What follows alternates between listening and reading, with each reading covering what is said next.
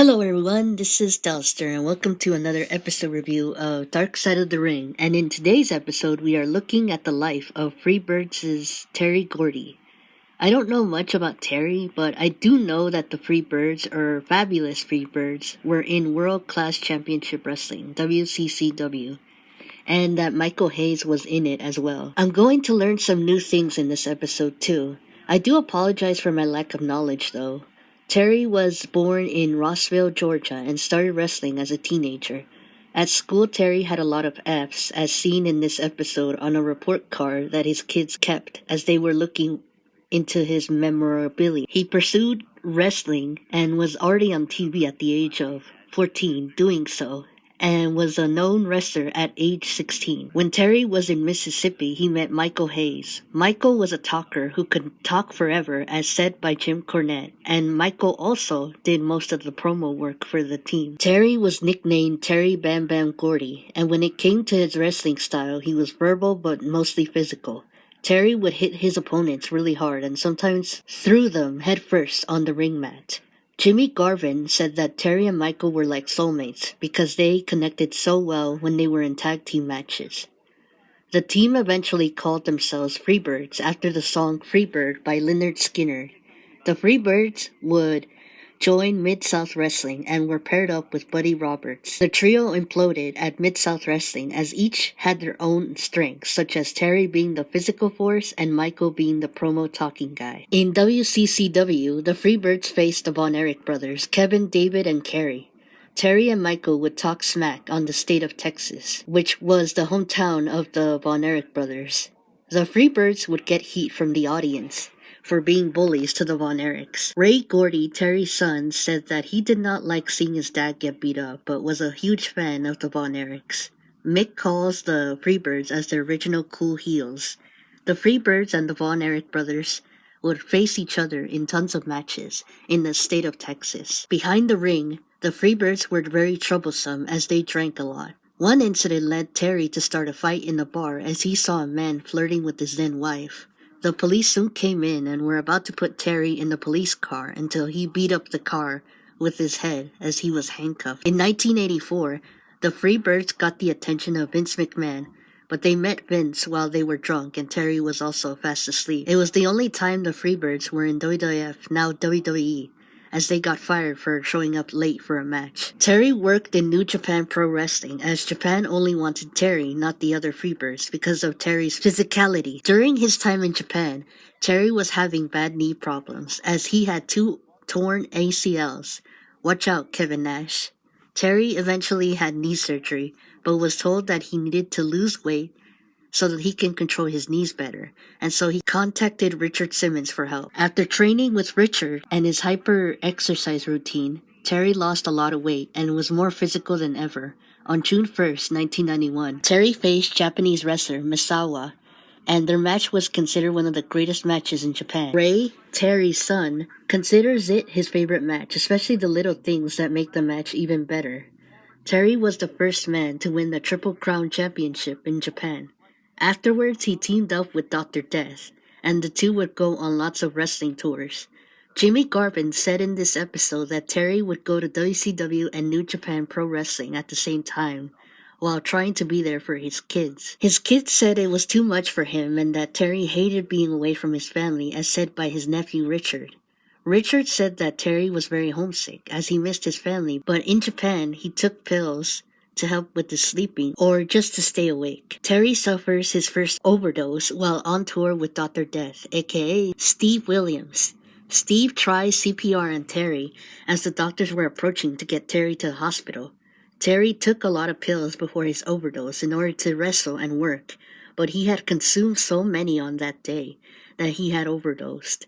He used muscle relaxers, and Steve said from an old clip that Terry looked really blue. Dr. Death would slap Terry in order to snap out of it and try to keep his heart going. Richard said it was difficult to communicate with the doctors as they were Japanese, but he did what he could to know how Terry was doing. Terry ended up being in a coma for a couple of days. Once he got out of the coma, Terry was in a wheelchair but was not able to talk and do things as he had lost some of his motor skills. His nephew Richard became his caregiver as he helped Terry with such things such as showering and going to the bathroom. Terry was not the same man after waking up from the coma, as he had to relearn everything. After relearning everything, Terry went to do independent wrestling shows, and Jim Cornette became interested in getting Terry into Smoky Mountain Wrestling. Unfortunately for Terry, he was not able to do promos like he used to, but could do some of his wrestling moves. Jim said that there was no life in Terry, as you could see from the look of his face that he looked lost. Terry faced Cactus Jack in 1995 at IWA Japan's King of the Deathmatch tournament. Mick Foley, who was Cactus Jack in the 1995 Deathmatch, said that Terry's punches weren't like they were back then. Ray read letters that he got saying that his dad Terry was the king of death matches before Terry had that overdose. Terry did not look happy with his death match, as you can see from an old clip of him cursing and angry with himself. Miranda, Terry's daughter, thinks that Terry continued to wrestle because that was the only thing he knew. In 1998, Terry did an out-of-character interview and people could see the changes of his cognitive abilities. Miranda saw the interview and said that she was embarrassed and enraged as her father looked helpless and scared. In the interview, the interviewers asked Terry questions about any memories, but he could not remember as the coma made him lose a lot of them. The interviewers looked like they were grilling him as he looked nervously scared in the interview. Michael Hayes, who started working for WWF at the time in the 90s, convinced Vince to let Terry wrestle there, and he did, but as the executioner. Terry's kids thought it was a good idea for Terry to do a different gimmick so that it wouldn't ruin his legacy. His match with The Undertaker in the pay-per-view In Your House was not good, as said by some of the interviewers in this episode. Miranda said that her father Terry just wasn't there anymore. While he was in an airplane, he asked a random woman who was sitting next to him if he could take the medicine that she was taking. Mick said that he and other wrestlers would look for Terry as he went missing a lot. Terry's time with WWF was short-lived, and soon after he did small shows in Georgia. Mick remembered that there were hardly any people at one of Terry's matches. In an autograph signing, Mick recalls seeing Terry's table empty, and he felt so bad for Terry as he considered him a legend. Afterwards, Terry started to hang out more with his family. Ray said that he felt a stronger bond with his dad as they hung out. While being interviewed, Ray said that his dad asked him if he could do a show with him as a tag team, but Ray was not able to attend. Ray remembers one day getting a call from Richard telling him that Terry had stopped breathing. Terry's girlfriend at the time found him unresponsive at his home in Tennessee. When Richard had showed up, Terry had already been gone, but still tried to perform CPR on Terry. Ray said that the police officer would not let him in the house, and Richard then went to Ray to tell him that Terry was gone. Miranda said that her mom screamed no. On July 16, 2001, Terry died of congestive heart failure caused by a blood clot. He was 40 years old. David and Jim called Terry a good man. Jim also said that Terry made wrestling exciting. As of today, Miranda is currently a wrestler and feels pressure to be as good as her father once was. Miranda said that when people told her that they loved her dad, she feels like it is a healing experience for her. Ray Gordy, Terry's son, was Jesse from Jesse and Festus in WWE's SmackDown, as well as Slam Master Jay. He did not use his dad's name because Ray thought that he could not live up to it. Interviewers for this episode are Kevin Von Erich, Mick Foley, Jim Cornette, Miranda Gordy, Terry's daughter, Ray Gordy, Terry's son, Jimmy Garvin, David Manning, and Richard Slinger, Terry's nephew. Some interesting facts I found on Google is that Silas Mason played Terry in the Iron Claw movie.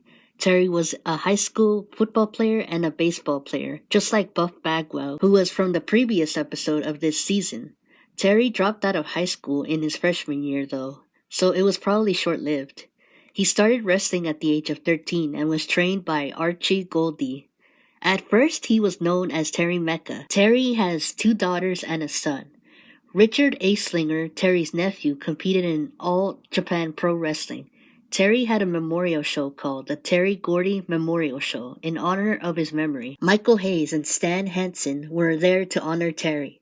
In April 2016, Terry was inducted into the WWE Hall of Fame as part of the Freebirds. His son Ray inducted Terry. Terry also supported the Make-A-Wish Foundation. I thought this episode was really good, but it would have been a little bit better had Michael Hayes been interviewed and talked about Terry. I understand since Michael works in WWE currently, and they are most likely not big fans of Dark Side of the Ring. After watching this episode, it made me want to exercise more while looking at old clips of Terry in this episode. I mean, the guy was a hard hitter and really knew his craft. The interview that he did with those guys felt as if Terry was being exploited. I honestly felt so bad for him as he looked scared and lost. Poor guy. I felt even more bad when Mick said that there were hardly any people at Terry's autograph signing. If I were there, I would have definitely gone to his table and gotten an autograph from him. I agree with Mick as the Freebirds looked like a cool heel group. Probably more than NWO. In my opinion, don't come after me, haters. Although I have never got to see Terry on TV, he really seemed like an interesting wrestler to watch. I hope the best for his kids and everyone affected by Terry's death as he died way too soon. 40 is way too young. I give this episode an 8 out of 10, as it was a pretty fast episode but worth the watch. Anyway, let me know what you guys think of this episode, or if you have any memories of Terry Gordy that you want to share on here. Thank you guys so much for watching this video, and comment, like, subscribe if you want to. Take care of your mental health and everyone around you, and I'll do the same too. Bye guys.